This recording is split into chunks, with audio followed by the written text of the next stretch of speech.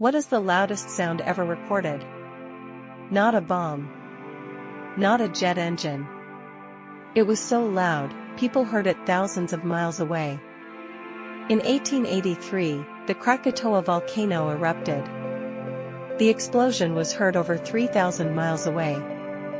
It shattered windows, ruptured eardrums, and the shockwave circled the earth multiple times. The sound was estimated at over 310 decibels. For comparison, 194 decibels can kill a human instantly. But here's the disturbing part. If this happened today, millions wouldn't hear it. They wouldn't survive it.